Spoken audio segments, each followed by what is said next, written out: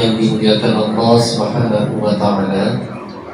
Alhamdulillah, pada malam hari ini kita masih bisa dipertemukan kembali oleh Allah Subhanahu wa Ta'ala di tempat yang insyaallah mulia, tempat di mana ada taklim, di mana ada kegiatan untuk mengingat kepada Allah Subhanahu wa Ta'ala.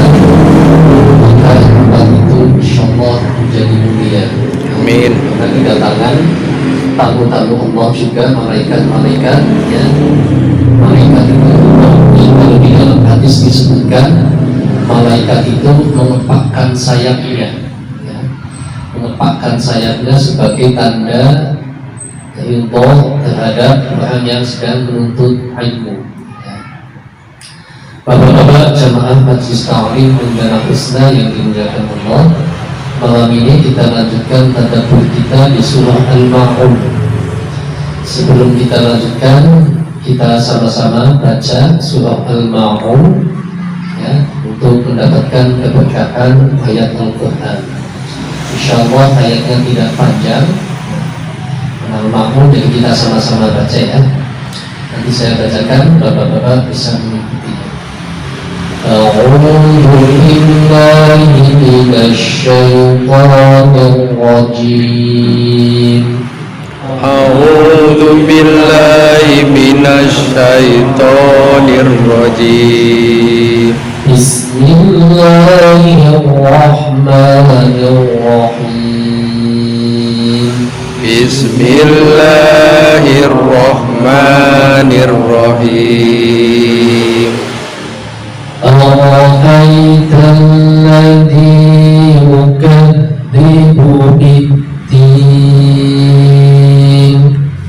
أرأيت الذي يكذب بالدين فذلك الذي يدع اليتيم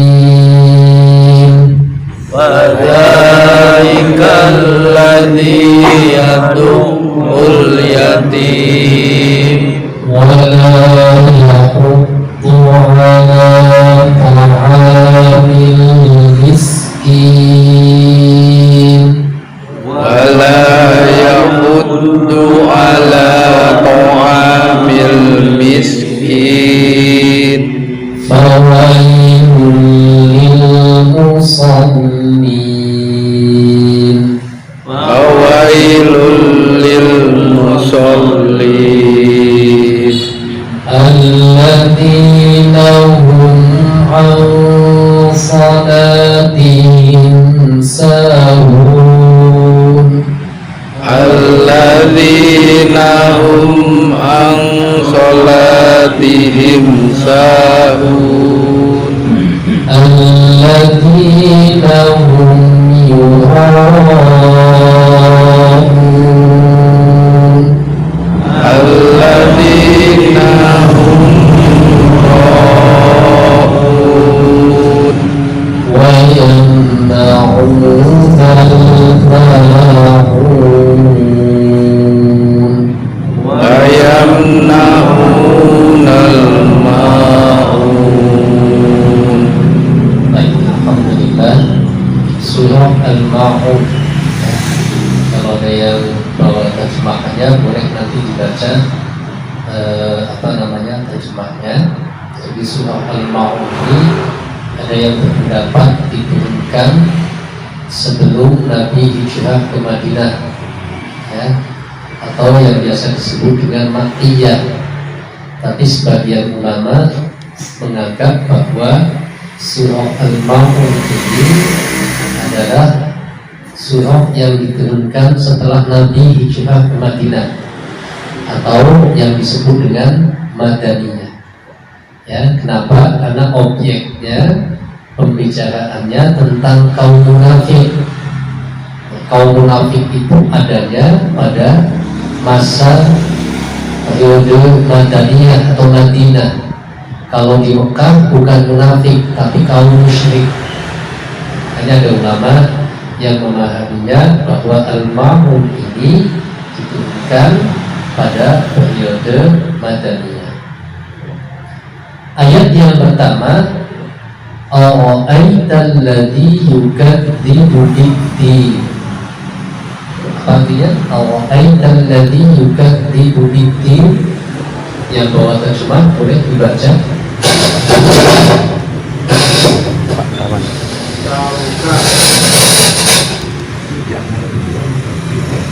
Feedback ya. Ya, siapa tadi yang baca? Pak. Ya, monggo Pak.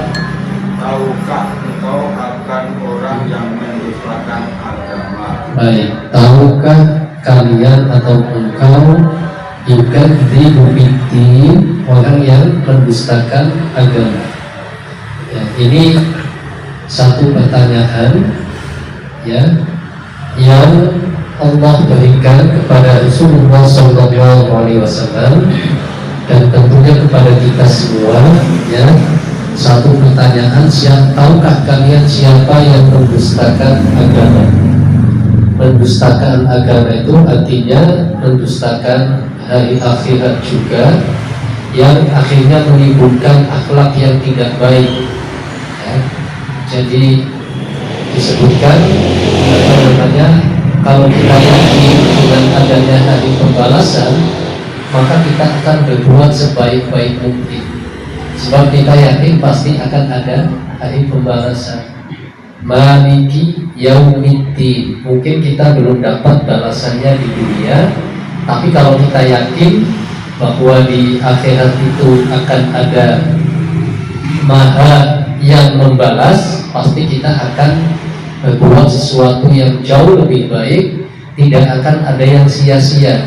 Kita pasti tidak akan menyesal, tidak akan merasa rugi seandainya kita melakukan satu kebaikan dan kebaikan itu belum ada yang membalasnya ya. Banyaklah di antara kita yang mungkin sudah banyak melakukan kebaikan-kebaikan tapi tidak dihargai ya, apakah oleh orang di sekitar itu atau oleh siapapun. Kalau kita misalnya bekerja di satu tempat ya, bos kita mungkin nggak menganggap kerjaan kita, atau dimanapun tidak dianggap, tidak dapat apresiasi. Tapi kalau kita yakin bahwa ada hari pembalasan, insya Allah apapun yang kita lakukan semuanya terbaik. Karena ketika kita bekerja, ketika kita melakukan kebaikan, nanti urusannya adalah dengan Allah Subhanahu wa Ta'ala. Sebaliknya, kalau kita tidak memahami akan adanya hari pembalasan, maka kita akan mudah untuk melakukan hal-hal yang negatif, yang tidak baik. Kenapa? Karena kita nggak pernah berpikir nanti akan ada balasan apa ya. Tapi kalau yakin akan ada balasannya, sekecil apapun pasti kita pikir, diajakin untuk melakukan sesuatu yang baik, meskipun orang lain nggak tahu, tetangga kita nggak tahu, teman kita tidak tahu, tapi kita yakin bahwa suatu saat kesalahan saya akan dibalas oleh Allah Subhanahu wa Ta'ala. Karena Allah Maha tahu segalanya, maka kita akan meminimalisir kesalahan-kesalahan itu ya. Maka ini ditanyakan oleh Allah, siapa yang mendustakan agama? Kemudian Allah sebutkan di situ bahwa yang pertama adalah fadzalika alladzi yad'ul yatim. Artinya apa ya?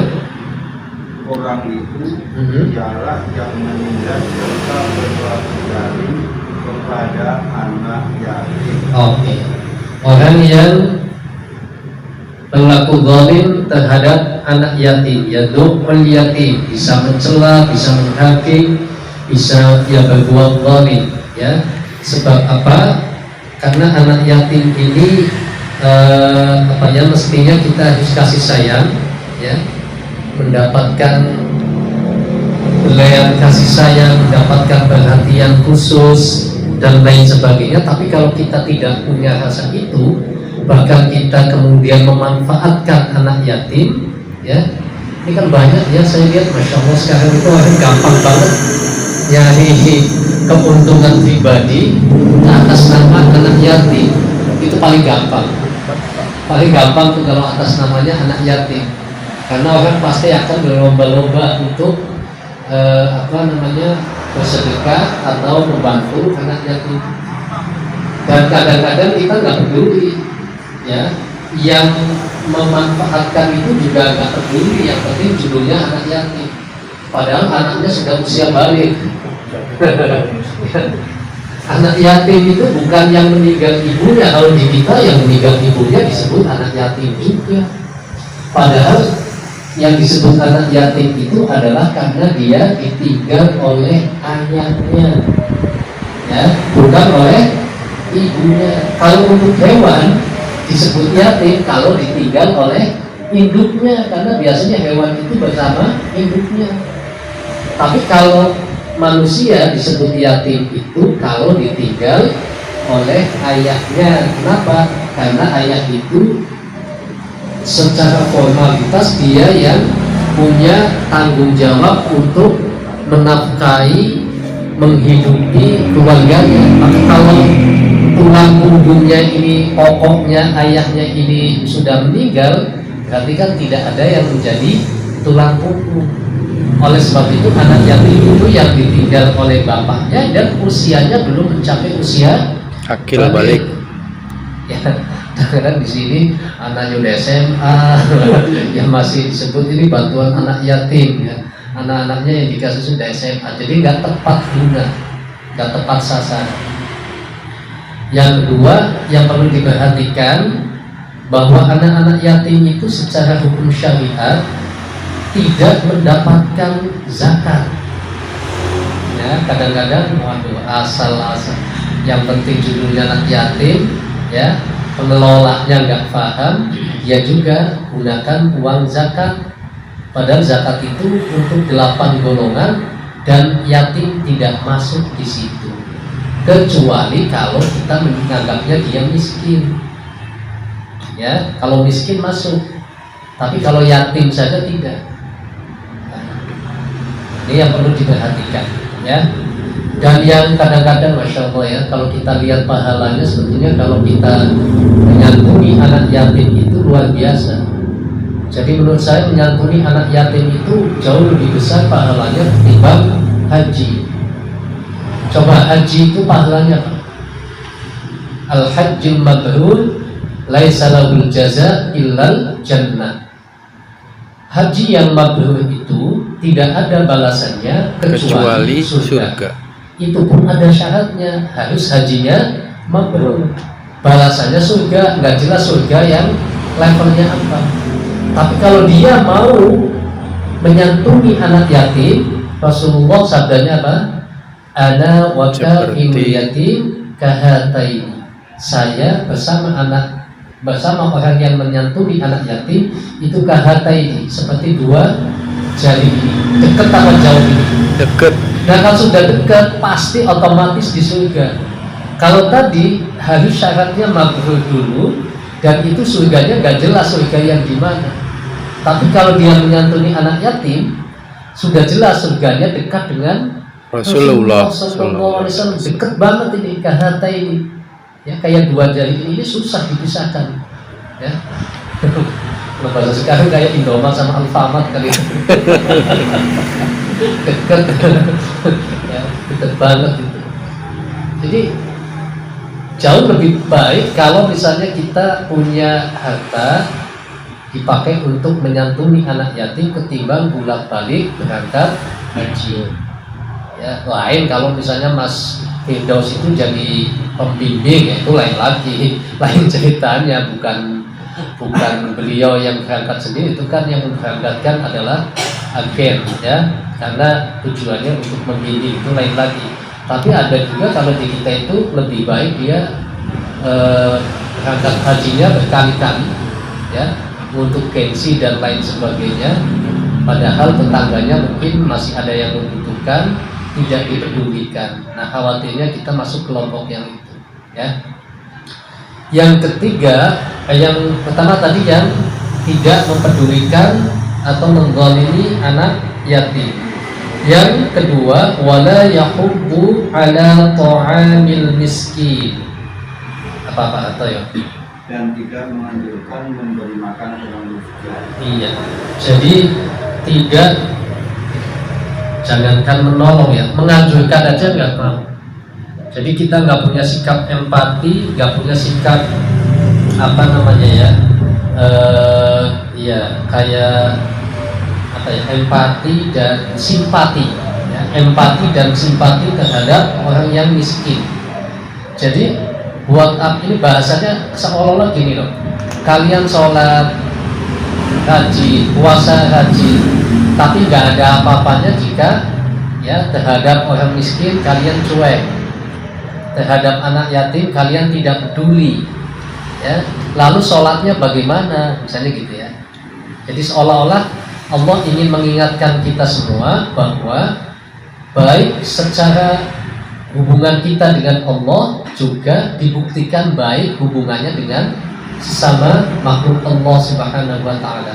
Ibadah itu jangan cuma yang hubungannya dengan Allah, tapi ibadah yang jauh lebih baik itu ibadah yang sifatnya mutaati. Mutaati itu ada efeknya, ada manfaatnya buat orang lain. Itu ibadah yang paling bagus, ya. Maka kita menolong kesusahan orang lain, menolong kesulitan orang yang membutuhkan, itu jauh lebih baik ketimbang kita misalnya hanya puasa sunnah misalnya seperti itu yang efeknya hanya buat diri kita sendiri, ya. Kalau menolong orang lain yang dalam kesusahan, membantu mereka melepaskan kesulitannya, maka kita pun akan dijanjikan oleh Allah Subhanahu wa Ta'ala akan dimudahkan urusannya di urusan dunia, urusan akhirat khususnya, ya. Jadi siapa yang memudahkan urusan orang lain sesama muslim di dunia, maka Allah janjikan akan dimudahkan urusannya di yaumil kiamat kelak, ya. Sebab nanti kalau kita dikumpulkan di sana, dalam satu riwayat Rasulullah SAW bersabda bahwa nanti di yaumil kiamat di padang mahsyar kita dikumpulkan dalam keadaan kaki nggak pakai alas dan kita telanjang semuanya, ya. Sampai sahabatnya bertanya, ya Rasulullah, apakah di antara mereka saling melihat karena kita telanjang semua, kan? Kata Nabi, bahasa gampangnya gini, udah gak sempat ngurusin yang lain, ngurusin diri sendiri aja udah susah, ya. Ibaratnya seperti itu. Orang kalau lagi ada musibah mendadak di bawah udah gak inget apa-apa. Ada gempa kita lupa, pokoknya yang penting keluar dulu. Tahu-tahu inget, oh anak saya masih di dalam misalnya. Tapi pada keadaan panik kita sudah lupa semuanya, maka nggak sempat kita melihat orang lain. Nah itu kesusahan itu bisa jadi Allah ganti, ya. Ketika dia membantu kesulitan orang lain, membantu orang yang membutuhkan, yang miskin, anak-anak yatim, maka Allah ganti kesulitan itu ketika di yaumil qiyamah. Yang selanjutnya fawailul lil musallin. Ya, apa Pak Atayo? Maka celakalah bagi orang-orang yang salat. Nah, ini kalau nanti Pak Haji nanti imamin, jangan kemudian Allah aital ladzi yukadzibu biddin fadzalika alladzi yad'ul yatim wa la yahuddu 'ala ta'amil miskin fawailul lil musallin. Allahu akbar. Ya jangan begitu, sebab nanti orang bingung. Fawailul lil musallin, maka celakalah orang yang sholat. Nah, kalau stop di situ nggak ada lanjutannya, bahaya ini pemahamannya. Ya, nanti orang nggak mau sholat, kenapa? Itu katanya fawailul lil musallin, ya. Celakalah orang yang sholat. Padahal ada penjelasan lanjutannya apa? Alladzina hum an salatihim sahun. Penjelasannya apa Pak? Orang-orang yang lalai dari sholatnya. Nah, jadi maknanya lalai dari sholat itu apa? Ini banyak maknanya. Pertama, lalai itu bisa jadi dia menunda-nunda waktu sholat, ya, menunda-nunda waktu sholatnya sehingga habis waktu sholatnya dia baru sholat.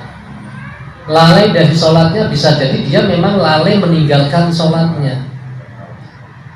Bahkan dalam satu penafsiran yang disebut lalai dari sholatnya itu, dia tidak mengaplikasikan apa yang dibaca di dalam sholatnya. Ya kan, sholatnya sujud, baca subhanallah bihamdi subhanallahil a'la. Ketika baca di awal inni wajjahtu sampai inna sholati wa nusuki wa mahyaya wa mamati, tapi begitu selesai sholat, ya, kotak amal diembat. Berarti dia tidak sesuai itu, ya kan?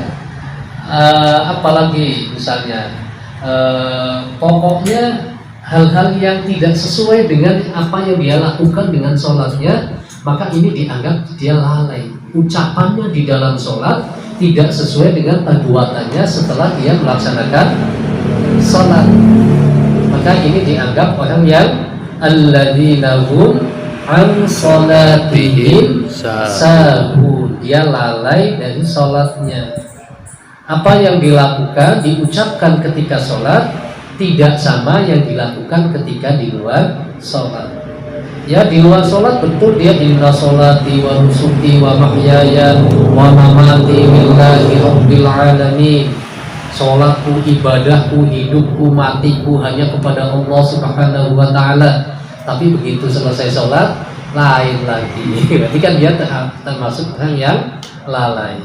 Bisa jadi dianggap juga orang yang lalai itu dia tidak khusyuk di dalam sholat. Jadi apapun penjelasannya, apapun penafsirannya, orang yang lalai dalam sholat ini adalah dia melupakan esensi dari sholat itu. Esensi dari sholat itu. Rajin sholat tapi pelit. Nah, berarti kan ini nggak sesuai dengan ucapan sholatnya. Rajin sholat tapi lembag dana yatim. Ya. Rajin sholat tapi ya tidak mau membantu orang yang miskin dan lain sebagainya. Alladzina hum yuhaqun. Yang selanjutnya apa Pak? Orang-orang yang bahagia. Ya. Atau dia melaksanakan sholat ataupun ibadah apapun, tapi tujuannya adalah untuk yuhaqun, yaitu untuk pamer terhadap orang lain. Ya. Ini ciri khas kaum munafik seperti itu. Dia melaksanakan sholat, ya, tapi sholatnya dia malas-malasan. Ya. Wa idza qamu ila sholati qamu kusala. Kalau dia mereka melaksanakan sholat, sholatnya itu malas-malasan. Ya, qamu kusala. Ya, yuhawunan nasa wa la yadhkurunallaha illa qalila. Tujuannya supaya untuk dilihat, disaksikan oleh manusia yang lain, ya, bahwa dia itu sesungguhnya ikut sholat, tapi di dalam hatinya dia malas-malasan untuk melaksanakan sholat. Jadi kita bukan menjustifikasi, kita introspeksi saja. Kalau kita masih malas-malasan untuk sholat, malas-malasan untuk ibadah kepada Allah, khawatirnya ada sifat munafik di dalam diri kita. Ya, maka ini yuhawun tujuannya untuk pamer, untuk supaya orang lain tahu, ya, supaya dianggap sebagai orang alim, supaya dianggap sebagai orang baik. Kalau bahasa sekarang istilah apa? Untuk pansos gitu ya. Ya, pansos, panjat sosial. Nah, panjat sosial, pansos atau pencitraan gitu ya. Tujuannya seperti itu, ya. Maka itu semua tidak ada apa-apanya di sisi Allah Subhanahu wa ta'ala. Ini dianggap orang yang mendustakan agama. Mungkin dia di hadapan manusia dia baik, tapi di hadapan Allah tidak dianggap. Kenapa? Yuhawunan nas. Ya, mereka hanya menginginkan supaya diketahui, ya, disaksikan, dilihat kebaikan-kebaikan itu oleh orang lain. Ya. Apalagi zaman sekarang, ya, medsos sekarang itu Masya Allah, orang umrohnya aja belum selesai, fotonya udah nyampe posting foto-fotonya udah di mana-mana, padahal umrohnya belum selesai, baru nyampe di Jeddah doang, baru niat baru nyampe ke Madinah, belum ke Mekah, masih belum umroh. Itu fotonya udah kemana-mana ya. Ya kalau tujuannya Syiah ya silakan, alhamdulillah. Tapi kalau tujuannya supaya diketahui bahwa dia sedang beribadah umroh, itu lain lagi. Itu yang disebut dengan ria. Kalau misalnya Pak Bambang posting kita lagi pengajian di grup, itu kan tujuannya untuk syiar, untuk mengajak orang lain supaya ikut, itu nggak ada masalah.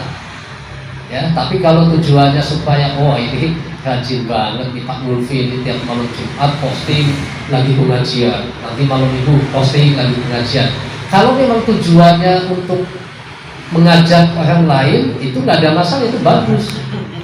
Siapa tahu, ini Pak Mulfi aja tiap malam Sabtu, malam Minggu, malam Jumat ikut pengajian, masa saya enggak sih? Akhirnya dia terbawa. Itu jauh lebih bagus.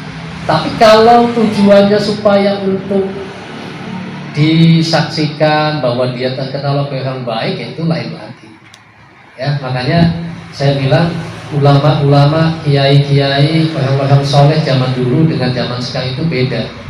Ustadz-ustadz, kiai-kiai zaman dahulu itu lebih banyak ikhlasnya ketimbang iklannya.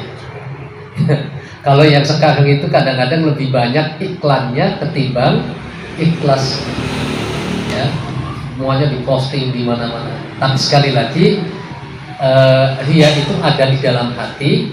Jadi tergantung tujuannya. Kita memang tidak bisa menganggap atau menjustifikasi niat seseorang. Ya, sekali lagi itu mengingatkan kita bahwa kalau kita masih maka kita termasuk orang yang dianggap mendustakan agama oleh Allah Subhanahu wa taala. Wa yamna'unal ma'un. Ya, apa katanya? Dan enggan menolong dengan barang berguna. Iya, enggan menolong dengan sesuatu yang berguna.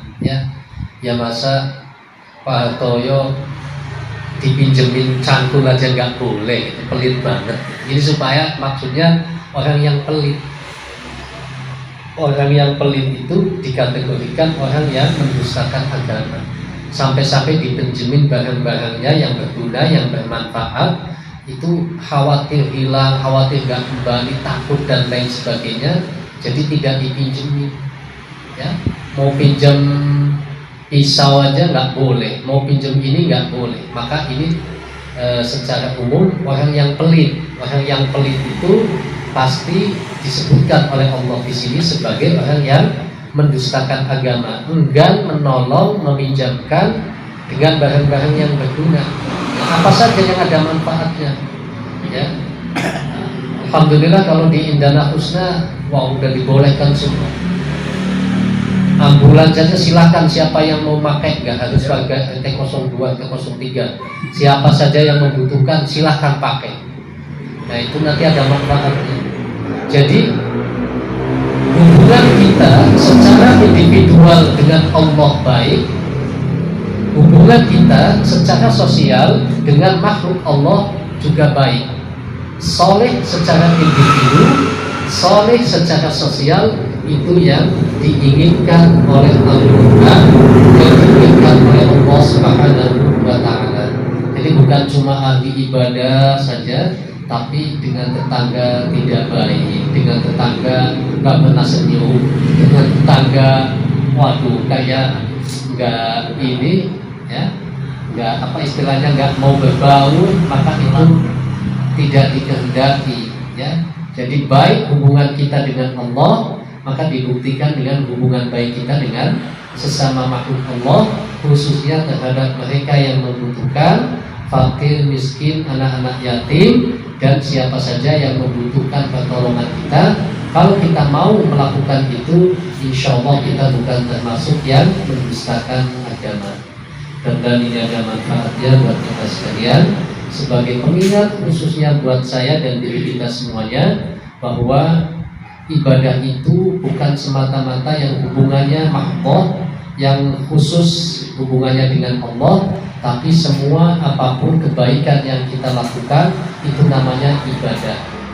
Bahkan tidur itu juga jadi ibadah. Kalau niatkan kita untuk ya, supaya badan kita, karena semua anggota tubuh kita juga punya hak. Makan bisa jadi ibadah kalau kita niatkan untuk ibadah, ya. Minum jadi ibadah, belanja jadi ibadah, ya. Berdua ngobrol, apa istilahnya, me time dengan istri, yaitu ibadah, ya. Hubungan suami istri juga semuanya ibadah. Jadi apapun kalau itu kita niatkan ibadah, semuanya menjadi ibadah di sisi Allah Subhanahu wa taala. Wallahu muwaffiq. Assalamualaikum warahmatullahi wabarakatuh. Waalaikumsalam warahmatullahi wabarakatuh.